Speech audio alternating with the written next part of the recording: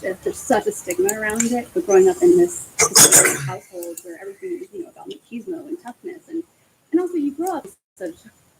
Hey guys, what's going on? It's me, Jay. Um, yeah, I wanted to talk a little bit about a couple of incidents that are happening in current events right now. One is the shooting of Dante Wright, the murder of Dante Wright, a young man from uh, Minneapolis, Minnesota, the same exact city where George Floyd was murdered over a year ago. And the other is the murder of Adam Teledo, another young man from Chicago who was also murdered and gunned down by police. And the third incident is what happened yesterday, the Indianapolis shooting, mass shooting at a FedEx, resulting in the death of 9 individuals, and the hypocrisy in the handling of all these three cases. Two two of the cases involve children of color, and the one case, of course, not of course, but the mass shooter case is a white Caucasian young man. Adam Toledo is a Hispanic young man, and Dante was a young African American man. Adam Toledo, by the way, is was 13 years old.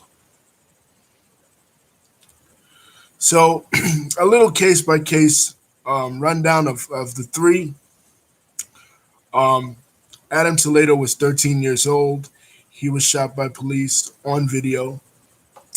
The police told him to stop, and he did stop. He put his hands up like this, and they thought he had a gun, and he did not. And they continued to shoot him, and they shot him to kill him. Um, in Dante's case, he was going to a car wash, and the officer, a 26-year veteran, Kim Potter, claimed that she was reaching for a taser, and she reached for a gun instead, and she shot him and killed him.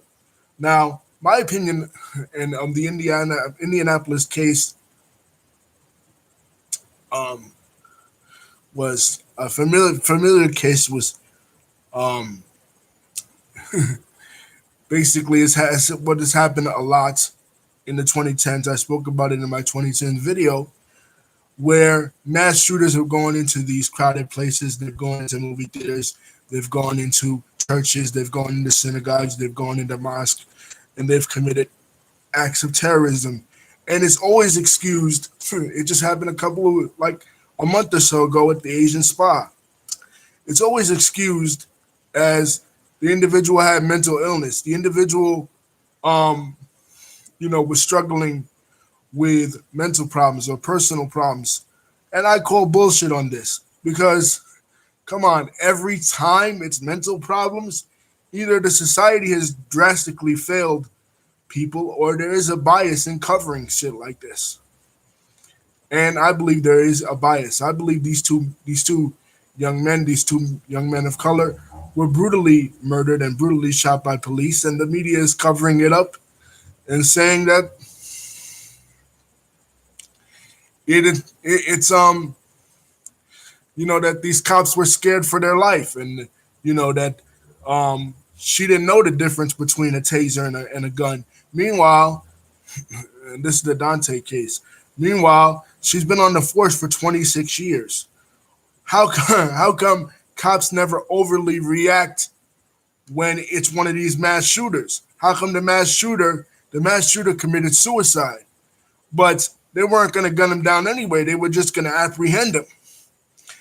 With these cases of people of color, whether it be George Floyd, which his trial is still going on, whether it be Adam Toledo, whether it be Dante Wright, um, the person, the suspect is never just apprehended. They don't shoot him in the leg. They don't shoot him in the arm. They shoot him to kill him. Meanwhile, we have in history, in 2015, Dylan Roof when he was caught in the Charleston massacre that resulted in, in the death of 9 people, he was taken to a Burger King after he was caught. He wasn't shot and killed. I would think the cops would be more scared and more quicker to pull their trigger in a mass shooting where usually people have heavy artillery guns and they have machine guns and they're killing mass amounts of people than they would against a 20-year-old or a 13-year-old.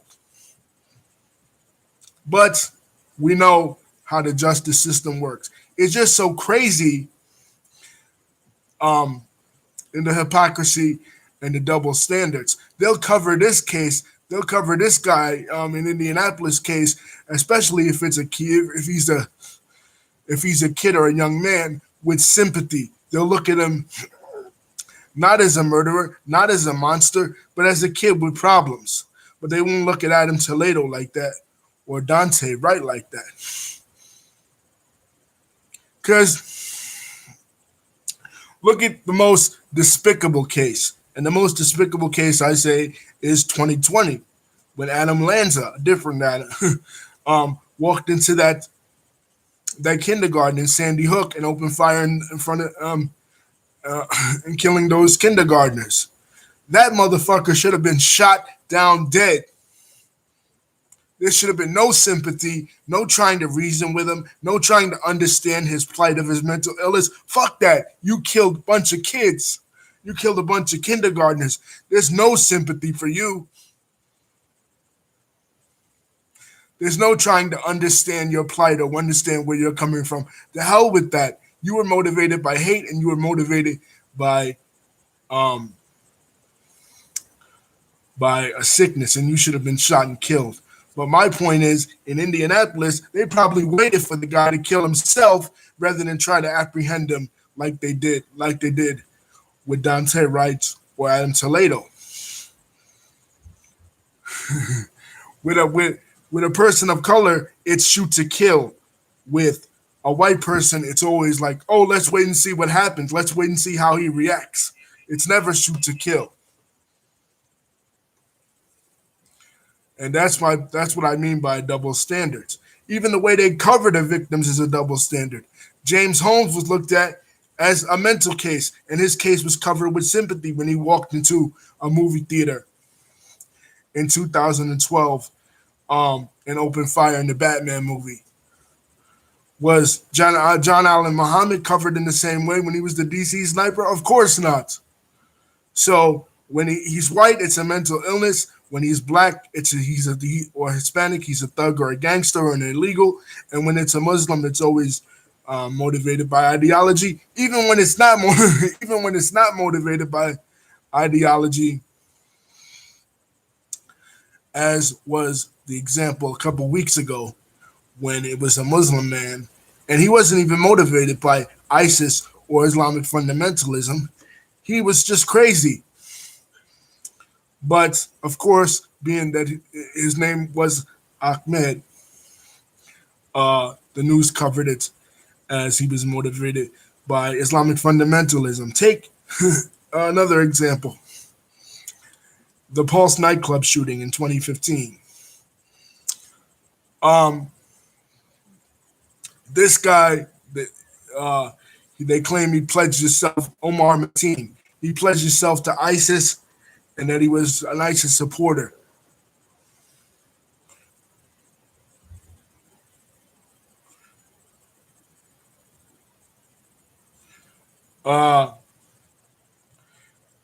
Lisa is asking me, did I hear just yesterday that a black man from Ohio was arrested in Times Square, New York City, because he was walking around with an AK-47 on the open? Claims he didn't know that in NYC you can't open carry.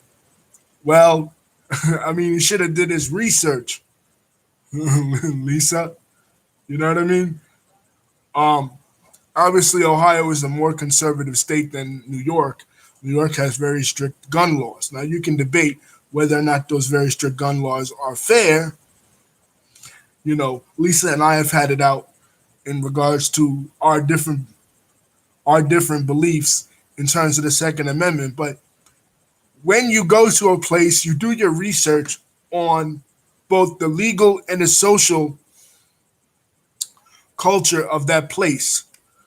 And if you know that New York is very liberal, very, in this case, left leaning and very against guns, you don't go to that place trying to antagonize with an AK-47. And plus, why do you need an AK-47 to begin with? You could be a Second Amendment advocate, and you can advocate for the Second Amendment, what the founding fathers intended.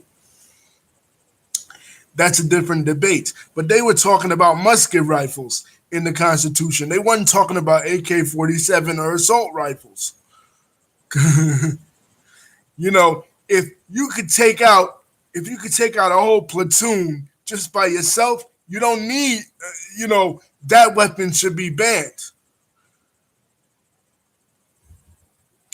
Because you don't need that for self-defense. All you really need for self-defense is a handgun. Now, it comes down to an issue of your personal freedoms. But I always find it funny when the right talks about personal freedoms and the responsibility of the individual, when for decades conservatives did all they could to limit who could get married to who. They were against gay marriage. Well, you're trying to tell somebody that the government shouldn't step in and dictate what kind of weapons they could own, but you want to tell somebody who they can marry, which is something even more personal than weapons ownership. Now, even if you are a gun owner, and even if you're the biggest NRA person, I don't see the need for an assault rifle in the middle of Times Square. Somebody that is going into the middle of Times Square, a famous landmark, with a gun, an AK-47, is looking to do harm. That person is looking to do absolute harm. So you cannot say, and I know you're not defending this person, but for anybody that is defending this person, you can't. I mean, what else was he gonna do in the middle of Times Square with an AK-47 except shoot people? What was he gonna shoot? Deer? What was he gonna shoot? Moose? What was it? Was he gonna go hunting? Like, what's your excuse? How do you justify that? Of course, he was up to no good.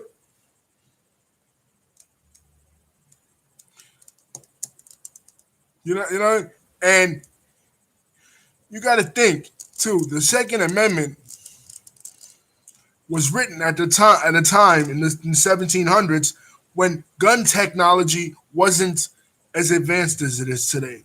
When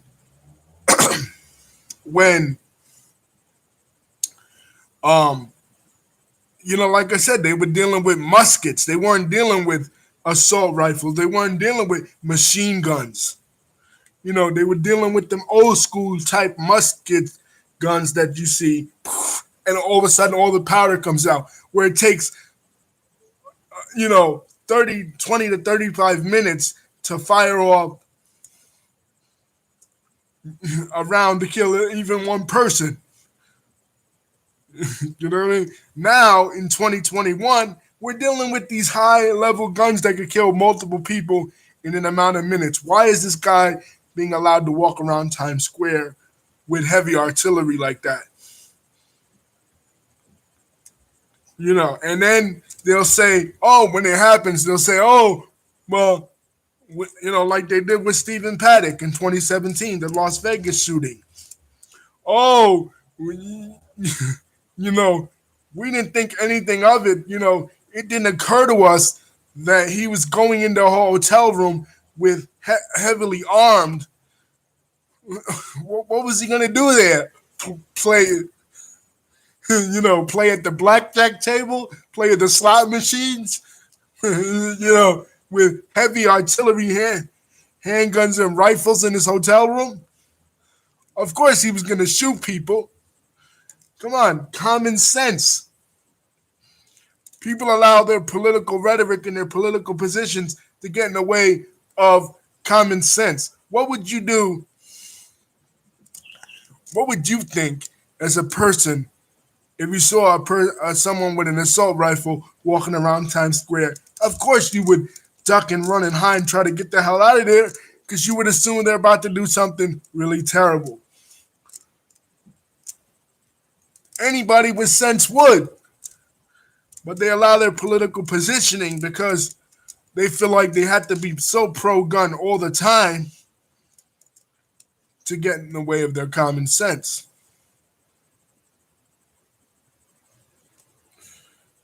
I don't support a ban on the Second Amendment entirely because what's going to end up happening is bad people don't follow rules anyway. So bad people are still going to get guns even if you ban them. But you can ban these heavy machinery guns.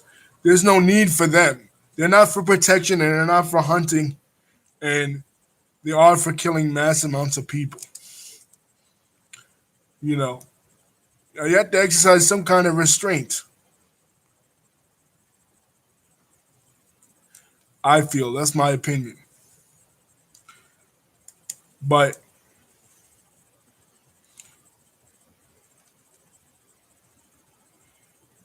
I think too that guns, I don't know.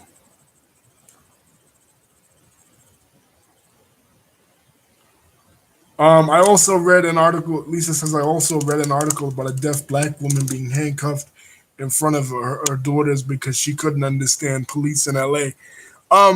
Yeah, Lisa, I heard that too, and I believe that because one of my second cousins is hearing impaired, and she lives in Los Angeles, and she has said that she's been apprehended by police and been harassed by police, and that when she tries to communicate through them with sign language, they assume that she is flashing gang signs. So I know personally that has happened. You know what I mean? So that's true. If it happened to my cousin, it probably happened to this woman as well. Because Los Angeles is a heavily gang area, and dummies in the police, they see a person is hearing impaired and they're trying to communicate, they'll assume that they're trying to flash gang signs without becoming educated on ASL. And of course, pulling them over because they're women of color, both my cousin and this lady.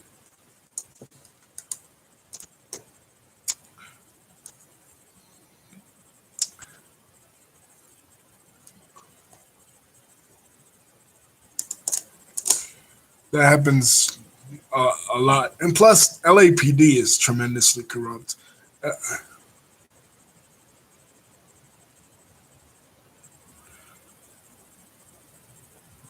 Lisa says it just said that black people can't go anywhere without, getting killed by police, and white people can go anywhere, everywhere. Yeah, that's true. But that is a sad reality of U.S. history.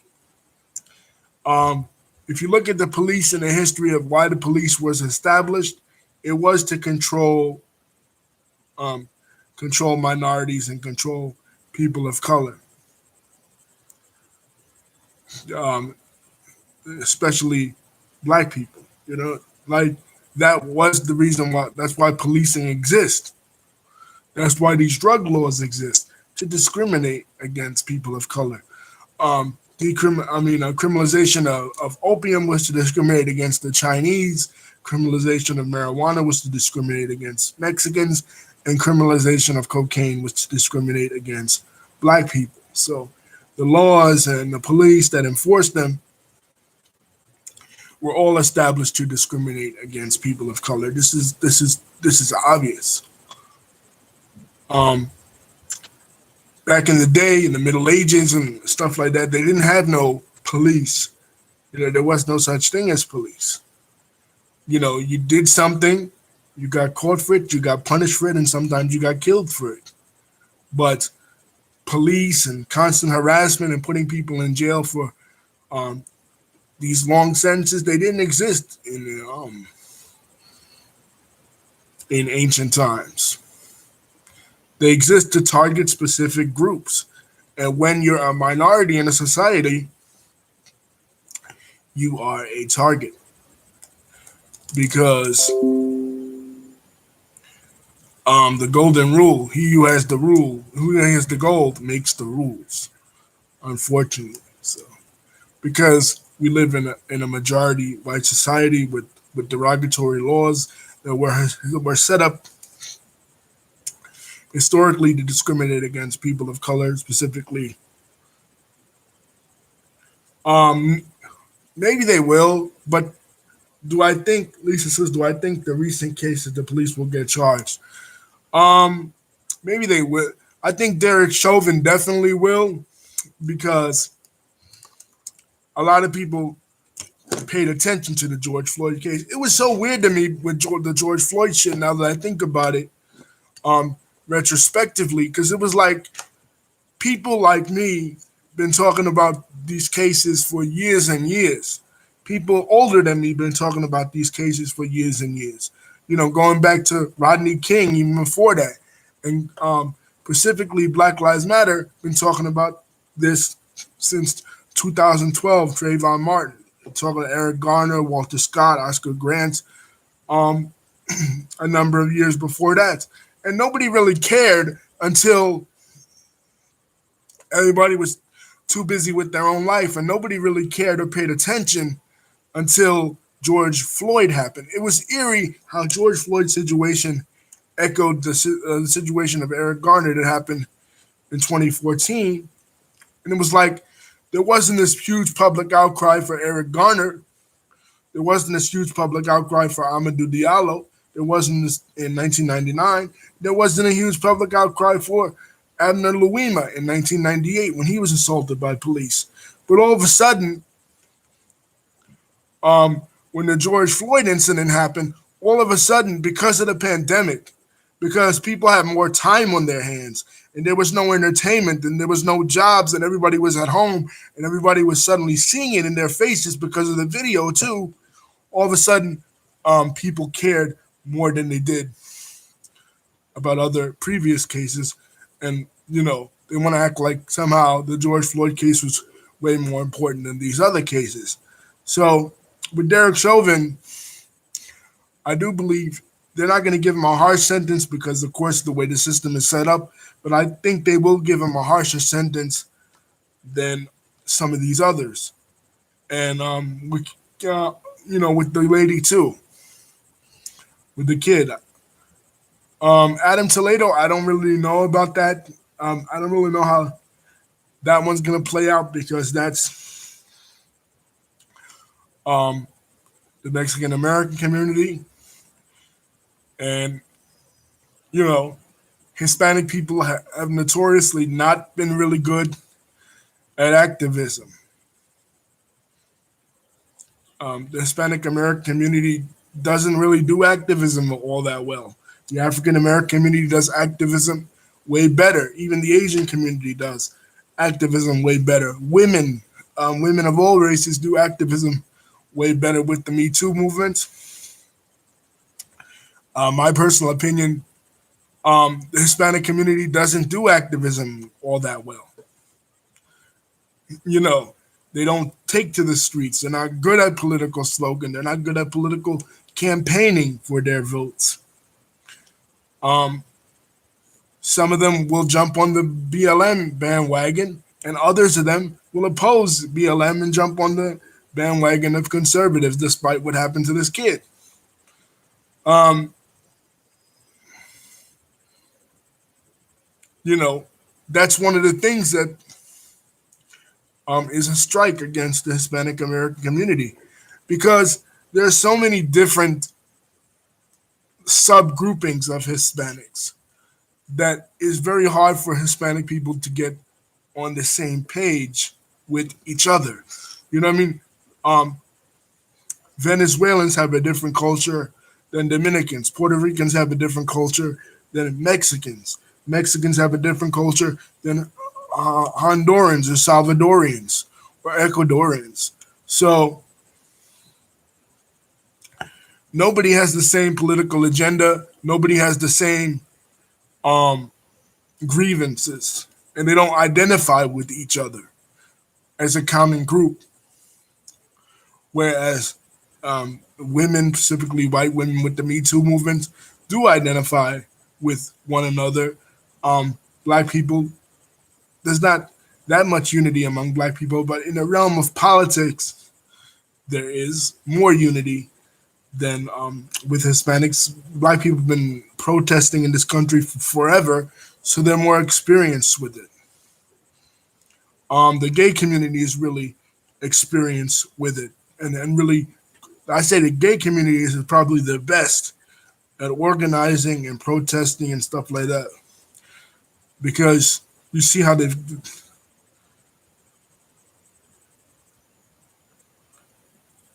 I think she will. I think she will because again, she was caught on camera. So I think, and people are scared of not giving these cops um, really big sentences. Lisa says, "Do I think the cop who mistook the gun for the taser will get charged? I think she will get a light sentence." Um, because again, society is scared. They don't want to go back to the days of 2020 when we were rioting for days and days. They're so scared of that. You know what I mean? So because they're scared of it and they feel like they're backed into a corner, they will give them a little light sentence to keep the people at bay.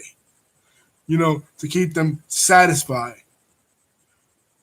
You know what I mean? Because if you have a hungry wolf, if you have a wolf by its ears and it's hungry and you have it in a cage and you're beating it and beating it every day, you're gonna give it a little something to satiate it so it doesn't eat you. So you're gonna give it a little piece here, a little piece there, and that's how they keep him pacified. That's how they keep the wolf by the ears, so to speak. You know what I mean? So they will give him a little light sentence, a little slap on their wrist, but never the justice that it should be. Never the right kind of justice. A little something here, a little something there. And they say, oh look, we did something. We helped here, we helped there, you know, and something for people to be, people to be satisfied with the politicians, but they're never really going to give them the real kind of justice that they should get, unfortunately, because, you know, it's a racist system. It's a racist, is the way the system is set up. But they'll punish them a little to make it look like they care, Like, I mean,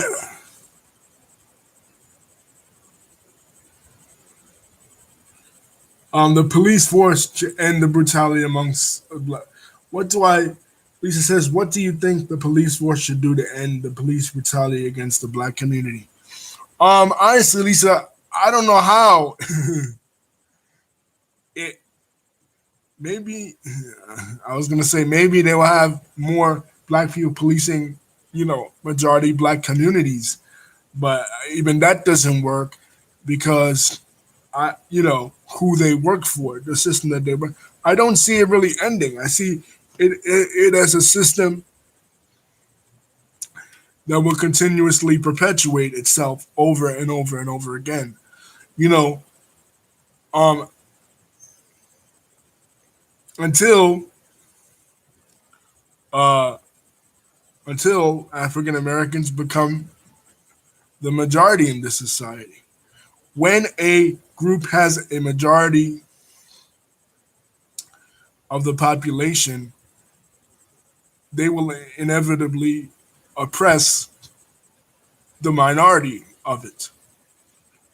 You know what I mean? So if you have, if you was in a majority Asian country, if you're not Asian, you will probably get discriminated against in a system of Asian supremacy. In the system that we live in under a system of white supremacy. So why would the police, who are the enforcers of white supremacy, want to dismantle the system of white supremacy? It's never going to happen. You know what I mean? Like, it's like a husband that abuses his wife. She wants him to change. She said, well, why don't he change? Sometimes he's good to me, but most of the time he's beating the crap out of me. You want this man to change. Meanwhile,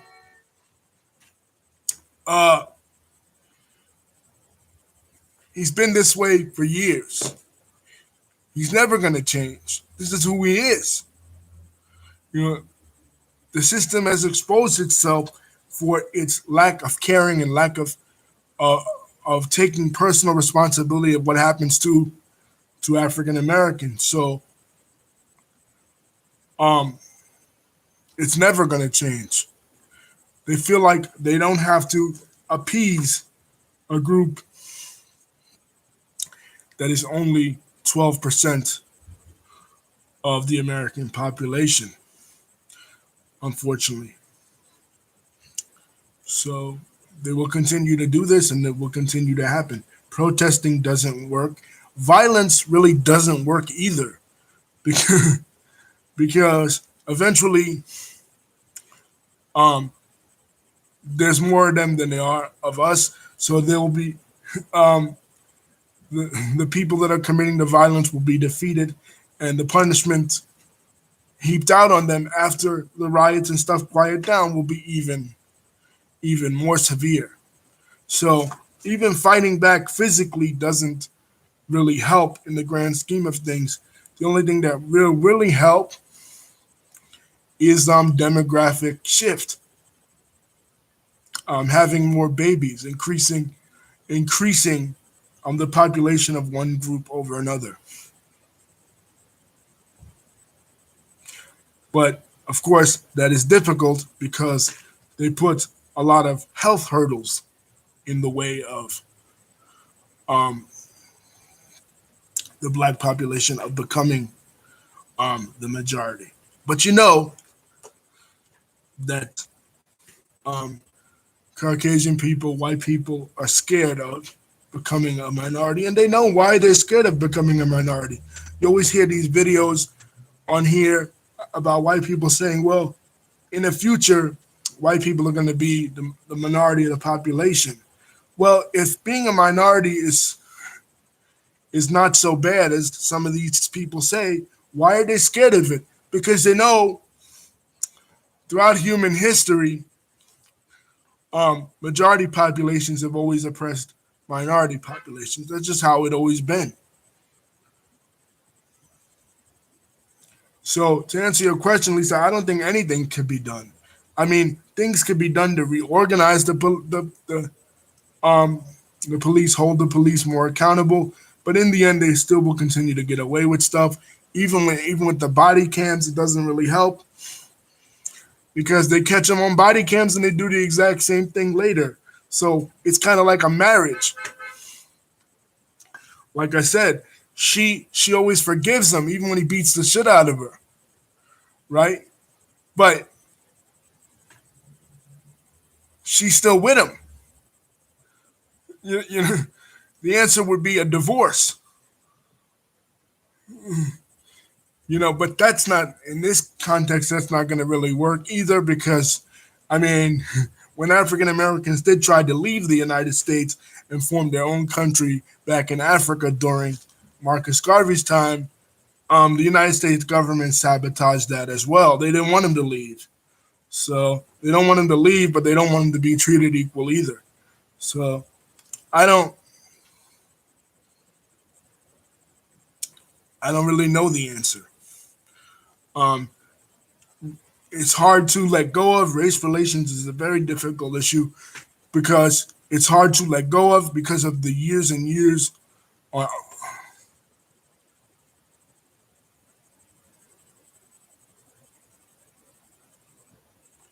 no, I didn't read about that. A black officer vindicated after stopping colleague from. Yeah, things like this do happen, Lisa. Little cases like that. But I'm talking about an overall of the entire system. That's never gonna. That's not achievable. Like that's a pipe dream. You know what I mean? I hope that these officers are held accountable. But many people in our society support white supremacy, even the ones that aren't white. They still want to uphold the system of white supremacy, even ones that are black, because they're comfortable within the system of white supremacy. So a lot of people don't want to overthrow the system of white supremacy. They just want to become more comfortable, have a more comfortable position in it. What scares me, though, with the way the police are becoming out of control with these young men, is that I have a son, and I fear for the life of my own son, when he becomes older as a young man, because these young men are targeted by these police and not targeted because they did something wrong. People say, well, just tell your son to not do anything wrong or comply with police. These kids complied with the police and they still got shot. And the police don't shoot to apprehend, they shoot to kill. It's like they're at war with these young kids. You know what I mean? Like if I'm in Iraq and I shoot an Iraqi insurgent that's the enemy, I'm not gonna shoot him to just shoot him in the leg or shoot him in the arm. I'm gonna shoot him to kill him because I fear for my life. But that's a war. That's not policing. But they act like they are at war with these kids. And it's only gonna create a mentality within these kids that is gonna show them that the police are their enemy, and it's going to create more antagonism between these young men of color and these kids.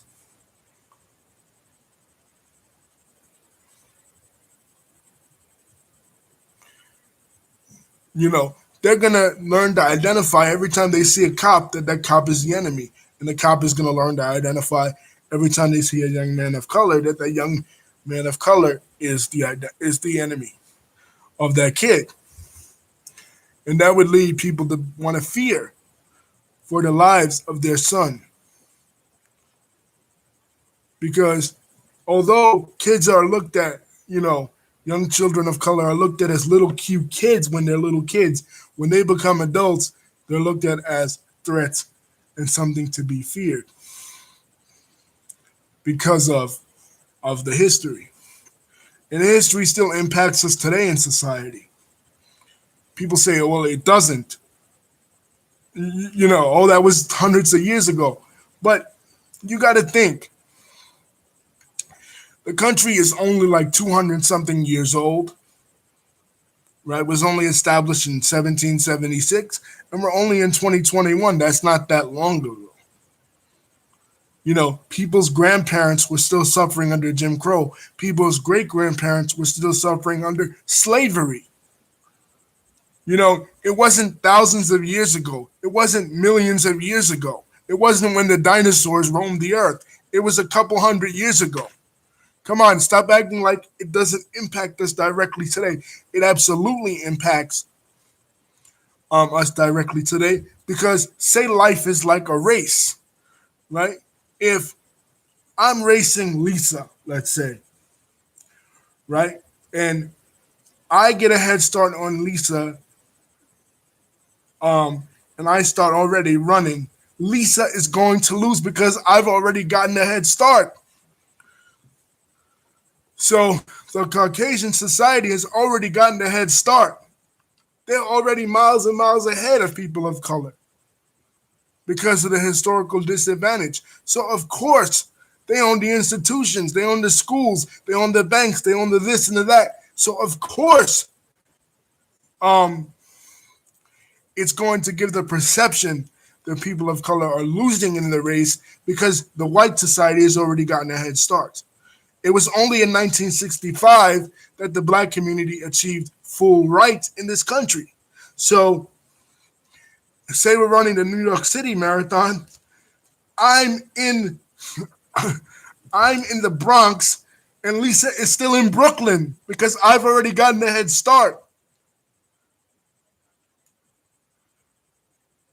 Or Lisa is in the Bronx and I'm in Brooklyn because she's already gotten a head start. Who's ever gotten a head start already is ahead of the race. Come on, that's not hard to understand. That's pretty simple to understand, just like the majority thing. When a group is the majority, of course they're going to oppress the minority. That happened. That is something common in human history. But when it comes to race relations, people start acting all dumb and stupid and saying that it's not what it appears to be. It's like a cheater that got caught. You catch him in bed, you catch your wife in bed with another man or your husband in bed with another woman, and he says, it's not what it looks to be. Well, what the hell is it? It's exactly what it looks to be. Don't insult my intelligence by telling me what I see. What I see, hear, taste, and touch isn't what I see, hear, taste, and touch. Come on now. And that's what I feel like the conservative society and the conservative people do. In political debates, they try to say that the sky is not blue.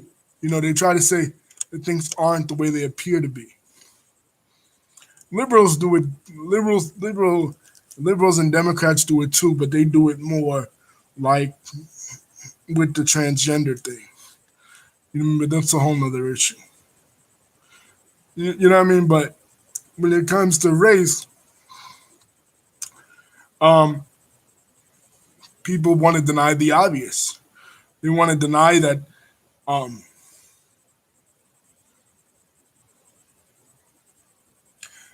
yeah, Lisa doesn't think people after Obama got to be president, they thought race relations would change. Yeah, but here's the thing, Lisa. Every time something like that happens, every time a milestone like that happens, the goalpost gets moved. So, say the goal was to have a black president. Okay, now you've had one.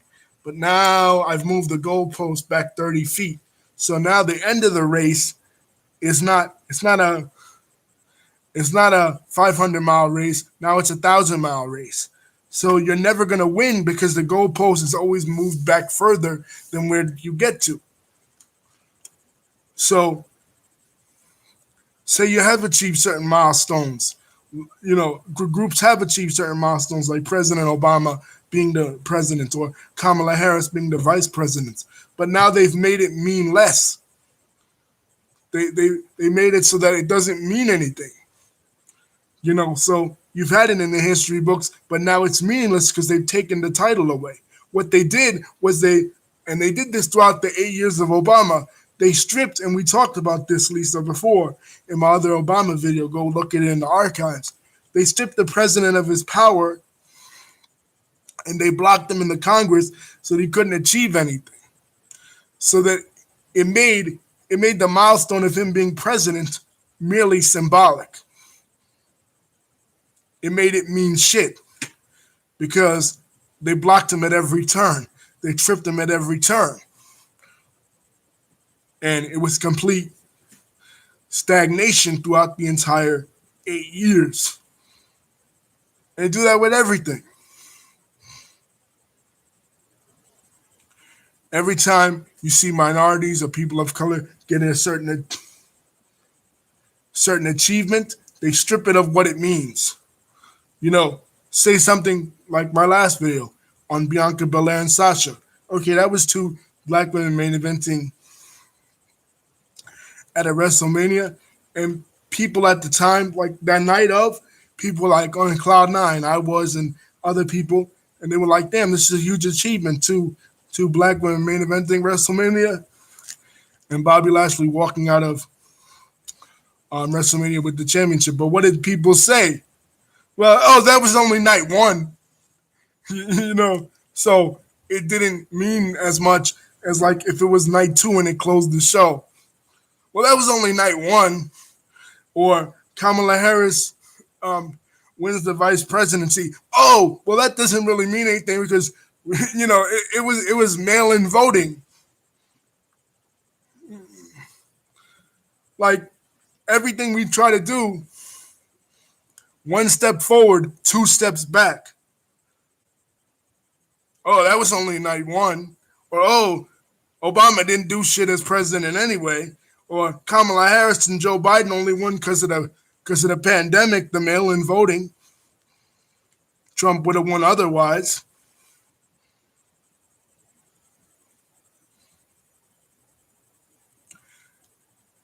Yeah, they give it to you when it doesn't mean shit.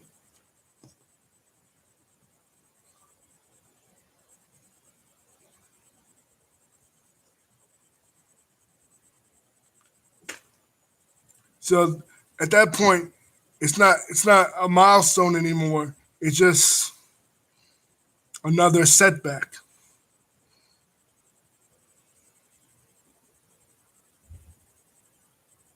But they'll put it as a milestone in the history books because then they could say they did something for you when they really did nothing for you. It's just like with the convictions of these officers, Lisa, that you mentioned. They'll convict them with little light sentences to prove that they're doing something, but nothing will change in the end. But what will they do then? They'll wave it in front of your face and say, "Well, look, we did something. We put him in jail. What do you want? What more do you want? Oh, we gave you a black president. We gave you a black vice president. We gave you the first integrated baseball with Jackie Robinson. We gave you this. We gave you that. But that's the problem. They gave that. It wasn't taken. It was given. You know, it was so like. Could you imagine instead of Obama being elected?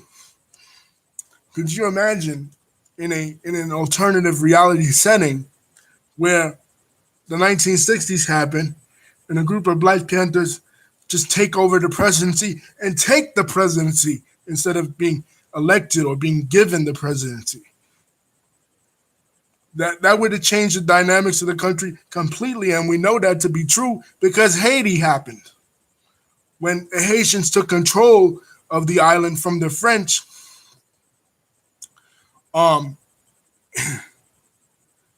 that wasn't freedom wasn't given to the Haitians like it was here in the United States. It was taken from the French and given to the Haitians by the Haitian people themselves. And that's why nobody can ever disrespect Haiti or disrespect Haiti's achievements. When somebody gives you something, it means less than when you've actually taken it for yourself. And sometimes you have to take it by violent means. But that was never feasible here in the States because there was always a white majority here in the States, where unlike Haiti, there was a black majority at one point and they were able to take it. So you really can't compare the different situations, but I'm just saying in the perception that when a milestone is achieved, um, it's achieved and the goalpost is moved further back. And plus, the fact that Obama won is going to lead to a backlash, and we saw that as a backlash with Trump, just like when Dinkins won in New York City in the 80s. The backlash, the conservative backlash, was Giuliani, and it got 10 times worse for African Americans in New York City in the late 90s. So I don't ever really see a point where we achieve, Lisa, unless we become a mixed race population, where we achieve true racial justice and true solidarities. Slap on the wrist, that lady might get slapped on the wrist, sure.